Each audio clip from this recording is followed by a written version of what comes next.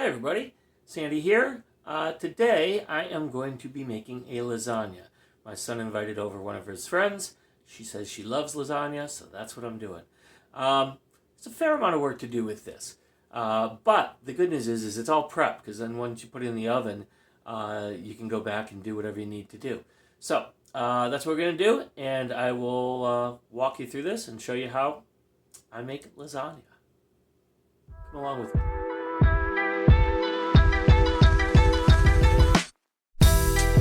Somebody who watched one of the videos asked me to introduce our dog to you. So this is Tispy, or just Tisp, TSP, which stands for teaspoon. He used to have a brother whose name was Tibble, TBL, tablespoon.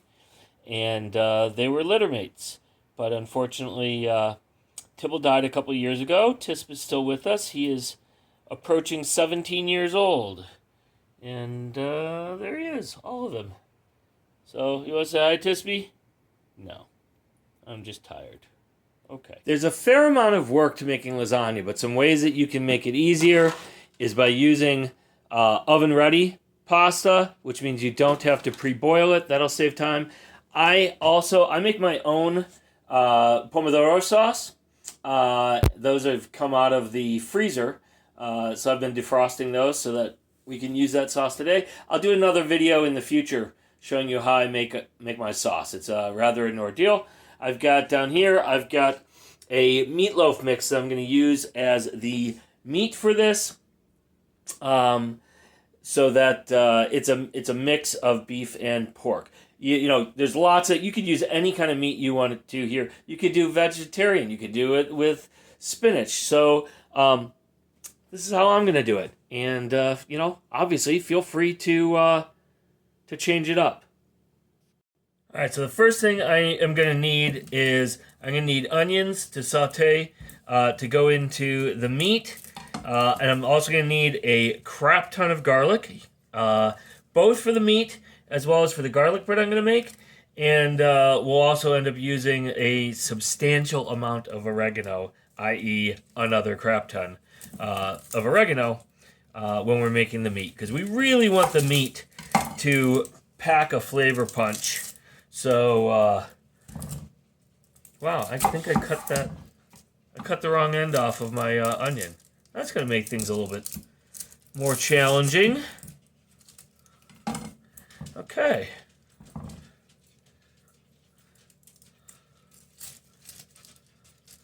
May end up needing 2 onions anyway. Alright. Pretty sure you guys know how to cut onions. Although, like I said, this is going to be a little bit more challenging for me. Maybe it's still connected enough. Let's see. Let's see if I can get off of there. If I can still, if it's still held together. I think it is. Okay, that'll work. So I do those so I can just cut across and get a nice chop. I'm not looking for super tiny pieces with this, just kind of a regular chop. So I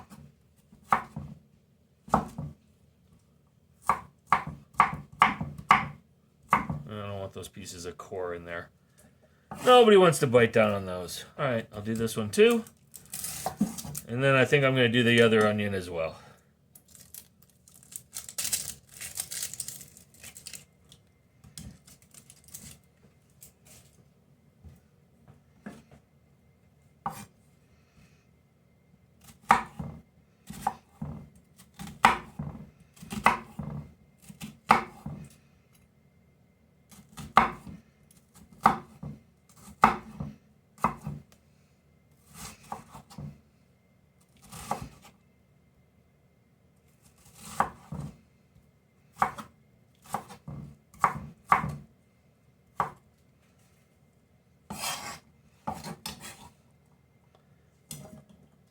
Putting this into a bowl to make it easier to transfer over to the stove when we're ready to do that. Or transfer it to the floor like I just did with a bit of onion.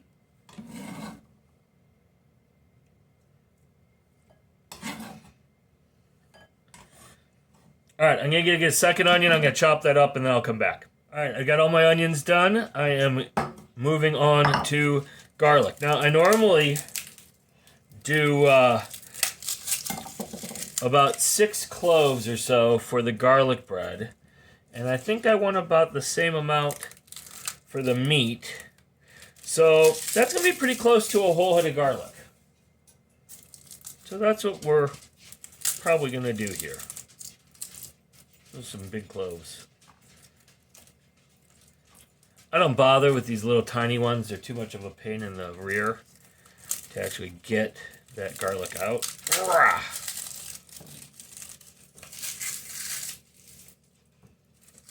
Again, I mentioned this in the last video, but I've got compost just to the right over here. Very convenient, so I can just drop stuff in it as I'm working, and I don't have to go back and do it later.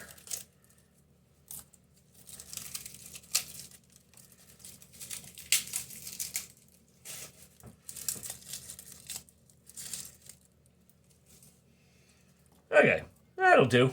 All right, remember I showed you guys a trick a couple videos again where I wet the blade of my knife when I'm going to work with garlic, because garlic is sticky and we don't want it all stuck to the blade.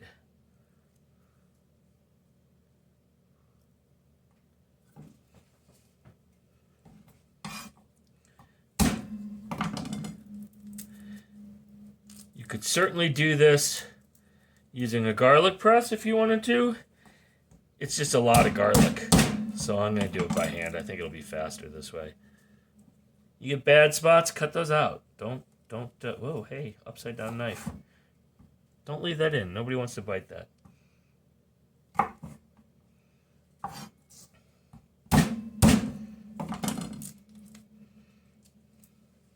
But there's no reason that you have to throw away the whole clove just because you got a little bit of ickiness on it.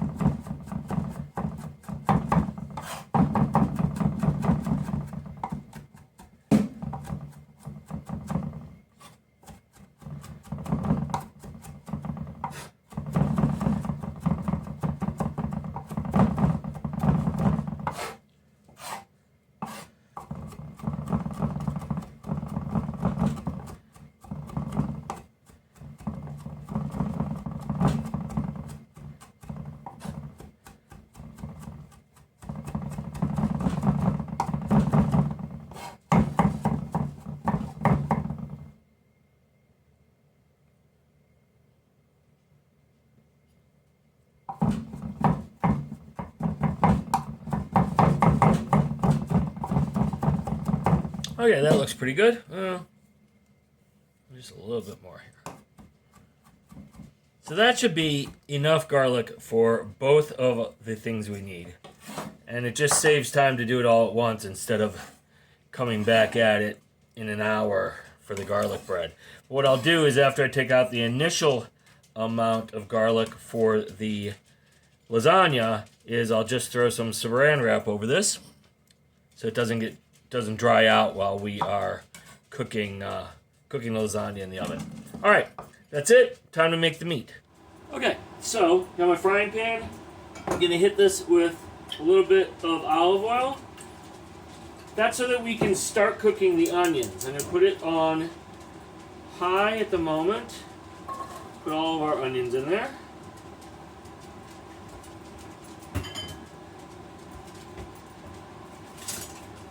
And we're going to want to season this as we go.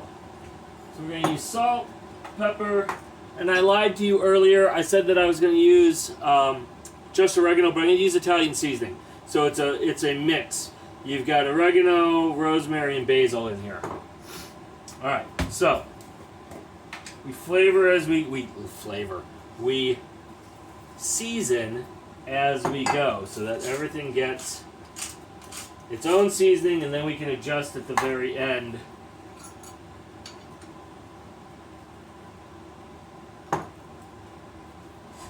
Alright, I'm going to go ahead and saute this. I'm going to take them to just for a minute or two until they are translucent.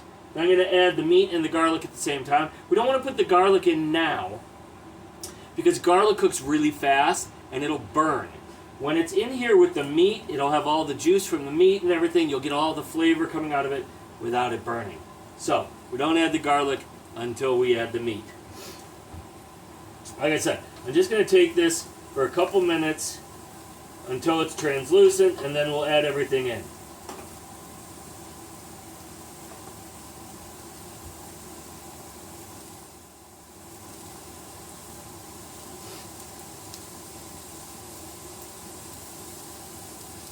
I'm going to reduce the heat. You can hear it now starting to sizzle. I'm going to just reduce it to medium-high so we're not cooking it quite so hot. Getting it started, good. Cooking it over jet fuel level heat, not good. Unless we're trying to sear a steak.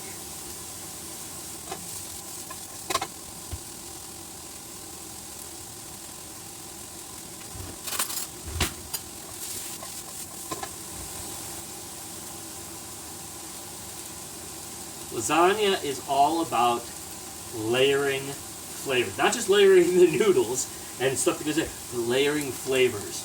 I do a little bit unconventional things here. You know, when I was growing up, my mom used to make lasagna, even though she wasn't the major cook for the family. My dad was. But mom would do big things. And when she made lasagna, she made meatballs to go into the layers. Great. We always loved meatballs. But I also, sometimes you'd get a slice of lasagna and there either wasn't a meatball or there was barely a meatball, and you wouldn't get meat in every bite, certainly. So that's why I stopped doing it with meatballs and I went to this method because it allows for distributing the meat fully across the lasagna. That was Tisby walking through the kitchen.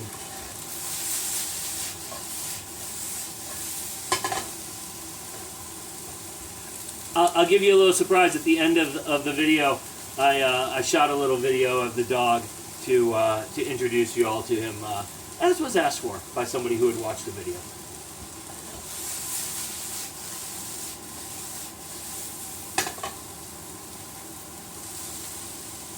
Just going to go about another minute on these.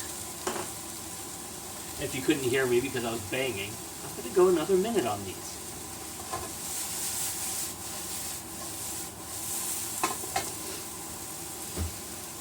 That smells good already. So far we got salt, pepper, kosher salt, a healthy pinch, a couple grinds of fresh ground pepper, and some Italian seasoning so far.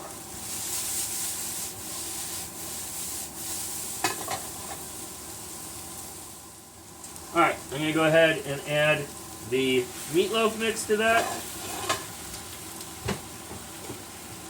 And half of this garlic. Sure I save enough for the garlic bread. And season. Healthy pinch of salt, 2. Some grinds of pepper.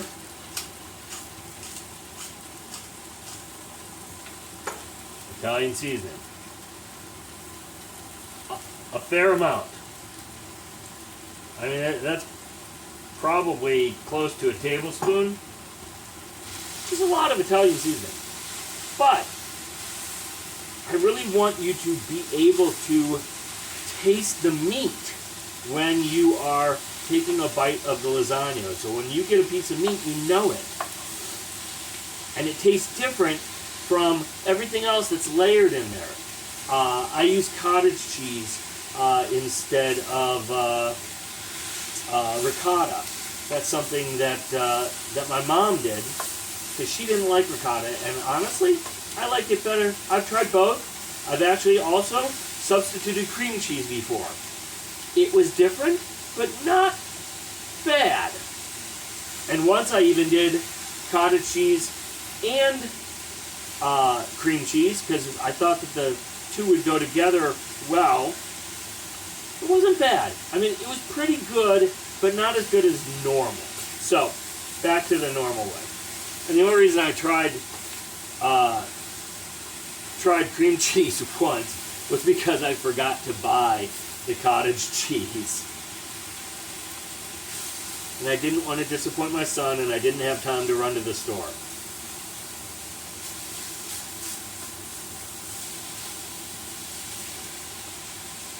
A friend once asked me, I was making tacos, but a friend once asked me, this is a shout out to Susie if you're watching, how I got my taco meat so well broken up. And it's literally just breaking it up, breaking it up, breaking it up, breaking it up.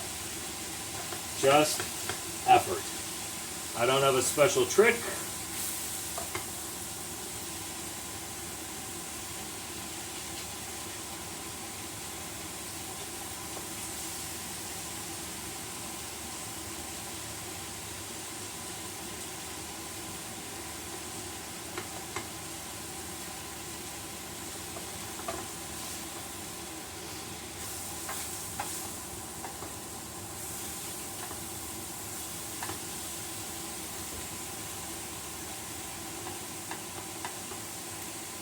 I bought a second pound of meat, and I thought about using it for this. I've never done it with 2 pounds of meat before, and I was kind of right before I was about to use it, I went, why am I doing this? I like how my lasagna is with one package of meat, about, a pound and a quarter usually is in those packages.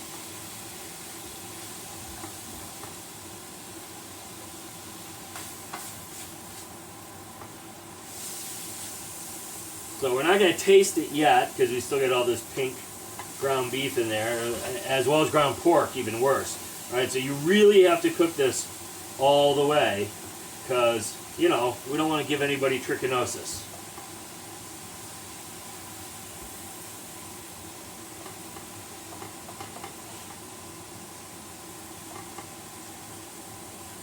But once we get it cooked, I'll give it a taste. We'll season it up a little bit more if it needs it.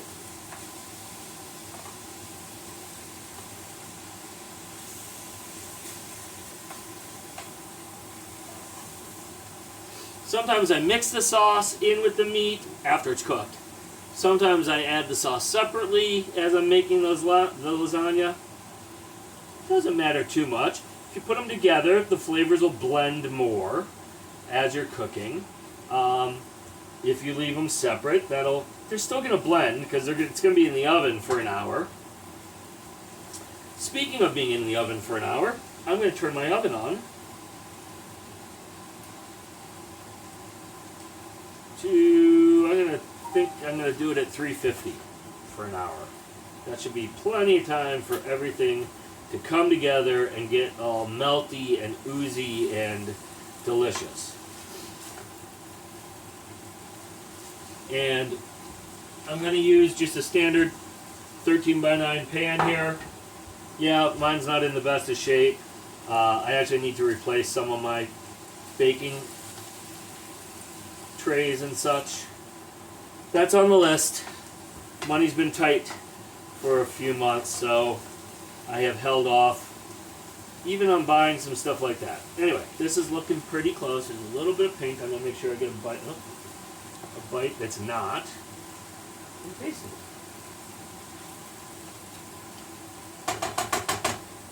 Pretty good.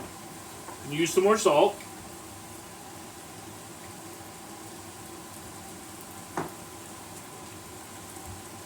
Just a little bit more pepper.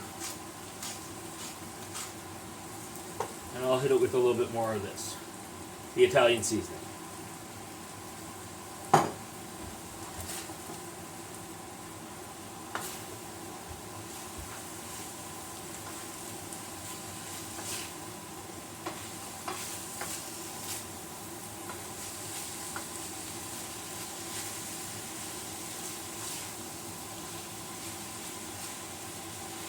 Okay, let's give this another taste.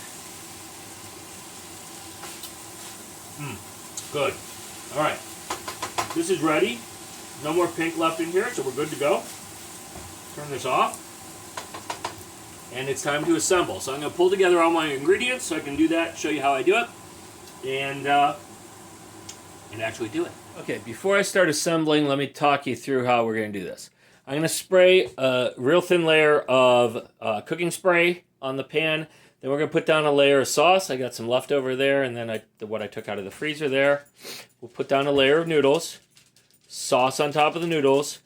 Then we'll add cream cheese and our meat and a little bit of this 6 cheese Italian blend, which you can probably see it though. Contains Asiago, Parmesan Romano, and Fontina, as well as mozzarella and provolone. All right, so we're going to use that. And then on the top of the lasagna, we put slices, so it ends up nice and smooth with golden brown bubbles of cheese and yum. All right, so I'm going to turn this off this angle, and I'll show you how I assemble this. All right, I don't normally assemble here, so it's a little crowded, but I will do the best I can. Like I said, just a little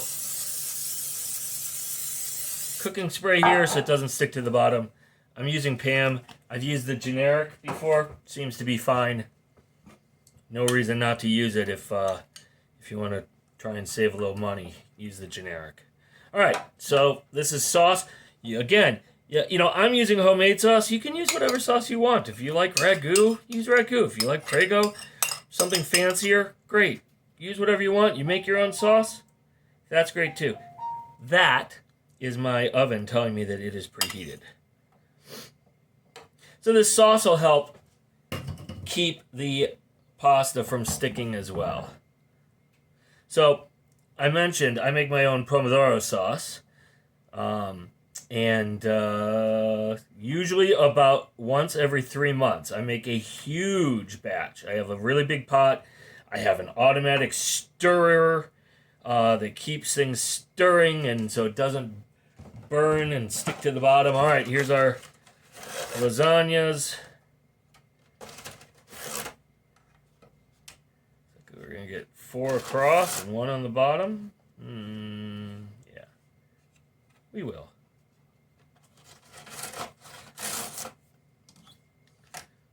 I'm not worried that it's overlapping a little bit. And then this one isn't going to fit, so we break it.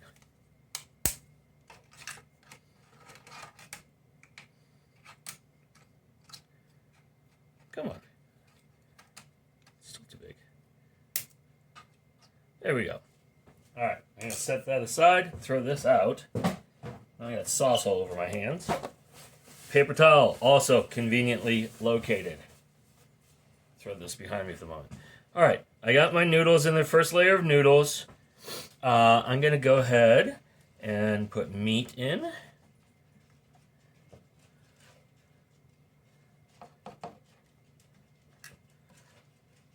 And we're just trying to remember, you're going to have multiple layers, so you don't have to have it completely filled in on any single layer because it's three-dimensional.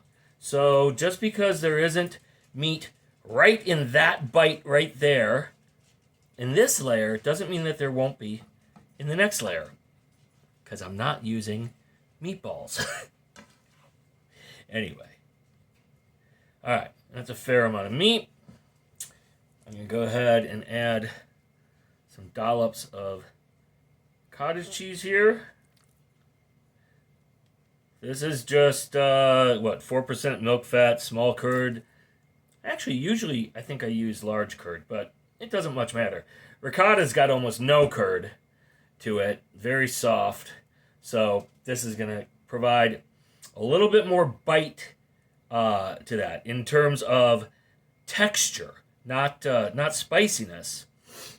So, you go to an Italian restaurant and they serve you the noodles al dente to give it texture. So it's not just mush in your mouth. This is kind of the same thing. We want to make sure that we've got different textures in here. Getting close. Just trying to get general distribution here. So there's not any big, open, gaping holes.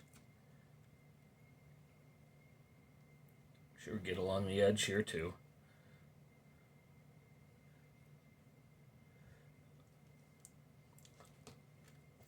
Okay. Now, a little bit of leftover mozzarella, I'm going to just go ahead and toss in here. I was using this today at lunchtime. I made a little pizza for myself, so I literally had that much left. But I didn't realize it at the time. All right.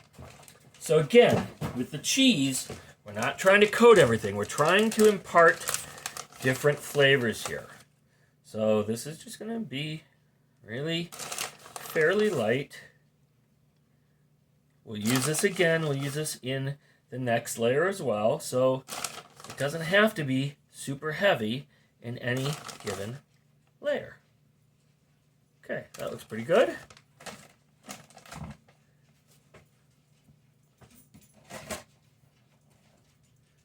We didn't put sauce down on top of these noodles yet. So we'll go ahead and put down some sauce. And again, it doesn't have to be 100% coverage. Although with the sauce, we want pretty good because that's where the liquid, most of the liquid for the noodles is going to get drawn from as the noodles absorb liquid.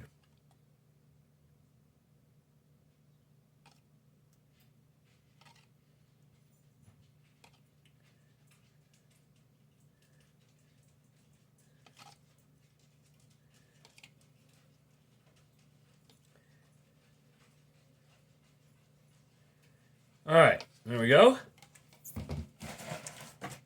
Again with the noodles. Notice this one's broken.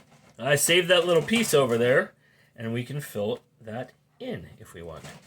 But notice also, I'm making sure that I don't double up that same piece of pasta right here, because we don't want it super hard for whoever's going to get that one piece to eat it. Okay, I got about 4 pieces left, so I'm not going to quite get a full layer on the top, on the next layer. That's okay. Take a little piece of that, then we'll just put that there. Okay. What do I normally do here? Meat.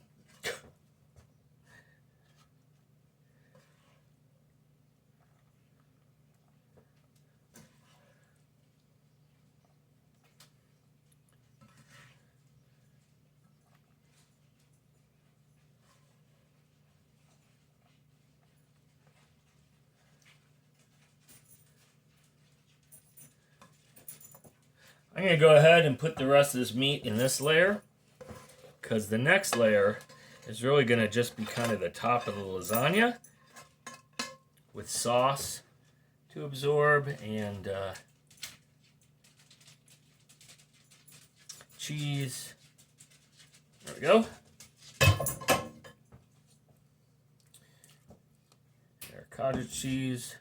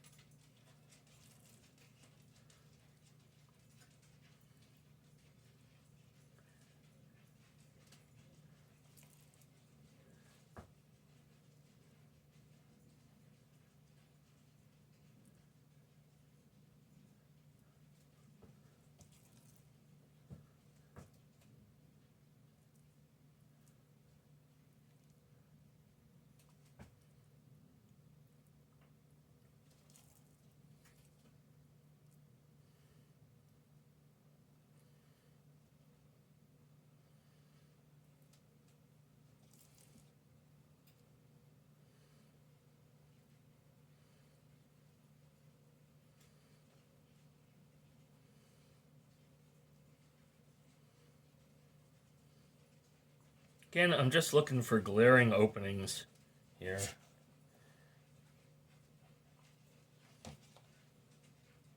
Okay. Cheese.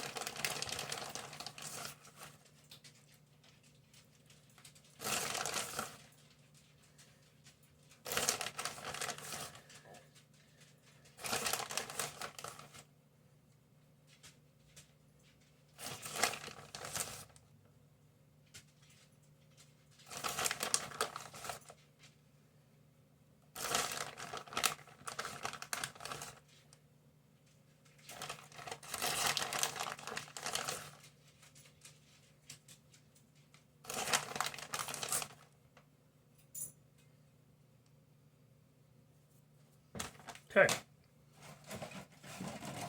Noodles.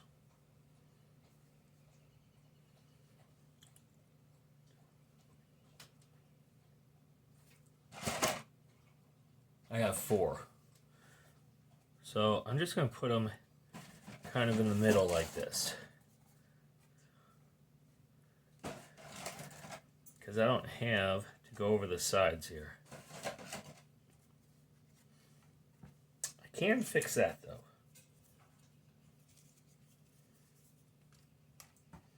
I got some other little pieces here. We can kind of do this if we want. Okay.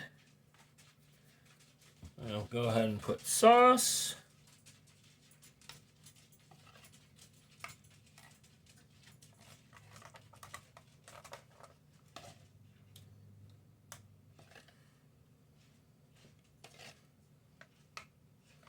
And go ahead and put a healthy layer of sauce on here.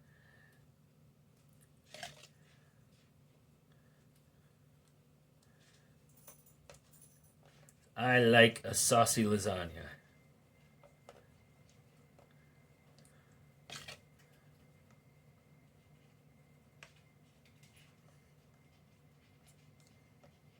Suppose I like most things with sauce, but maybe not. I don't know. That may be too broad of a statement.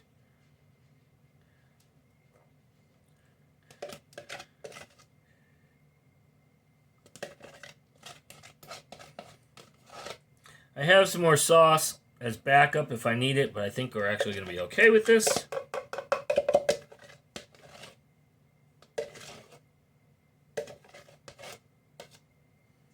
Okay.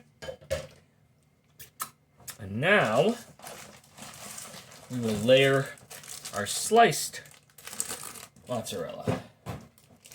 I like a double layer on here. That cheese in the middle doesn't do much in terms of cheesiness. It does add flavor, especially a little bit of salt. And these I'm just gonna overlay them just slightly so we don't have any gaps. A little bit bigger one here, that's okay.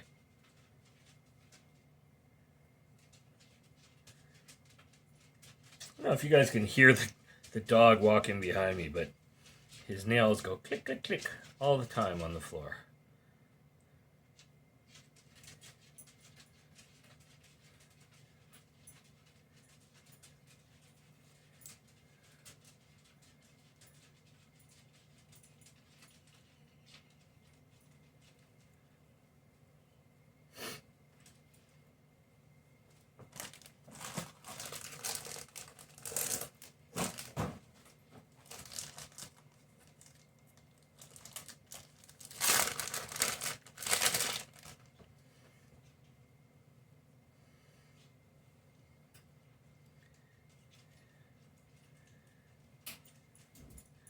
Okay, one layer done.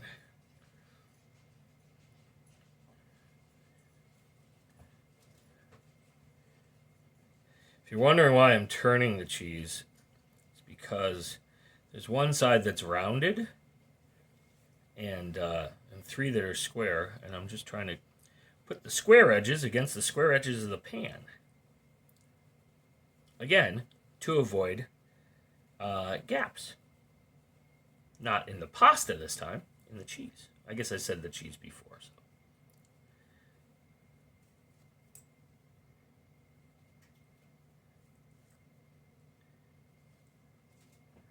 Like I said, I like 2 layers of cheese on here.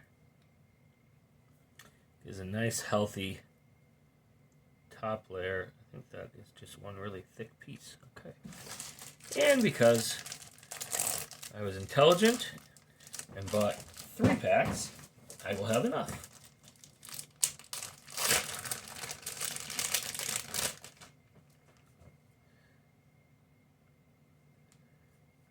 And on this side, I'm going to turn them the other way to get the square edge against the side. Okay, that's pretty much it. I'm going to put this on a baking pan with sides in case there's drips. And I'm going to put aluminum foil on that so that it's not a horrible cleanup. And then it's going in the oven for an hour. And I will, actually, I'm going to, I just remembered something else I need to do.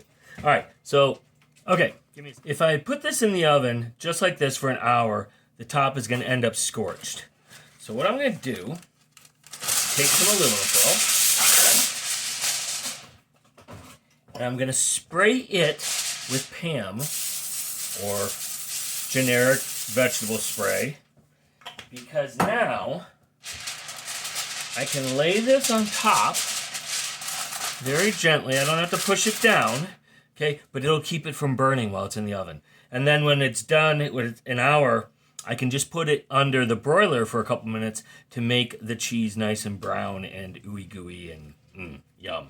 All right, so this is going to go into the oven now, and we'll check it in an hour. Okay, it has been an hour. My timer's gone off, so I'm going to take this out.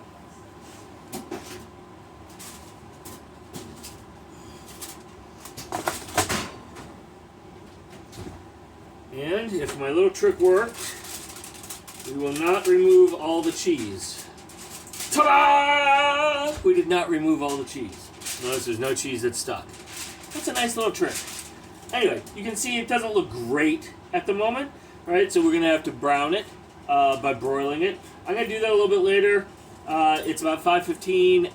My son's friend isn't going to be here till 6, so I'm just going to cover this, let it sit here for a while. Oh, here's another thing.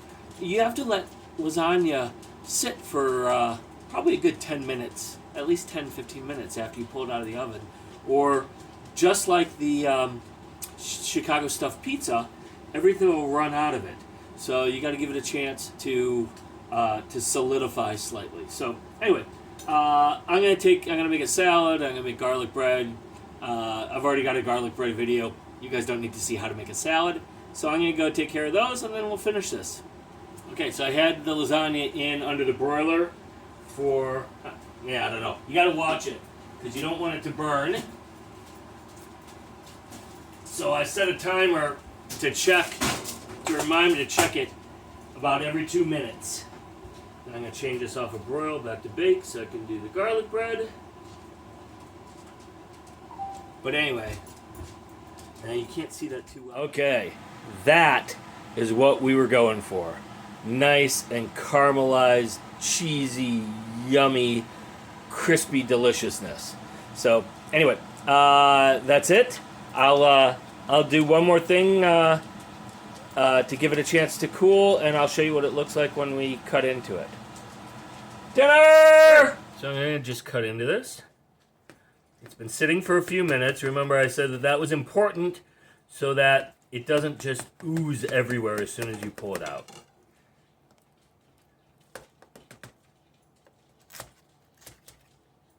Just going around the edges. It doesn't feel like it's stuck to the side, so that's good.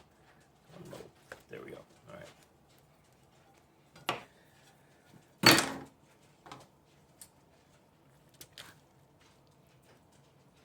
Ooh, and it held together. Look at that. Ta-da! And we're going to hand that to Marina because she is the guest of honor. Thank you. All right, but I'll take your plate so I can have some. Here you go. If you enjoyed this video, please click the like button. Make sure you subscribe to the Sandi Cooks YouTube channel so you don't miss any future videos.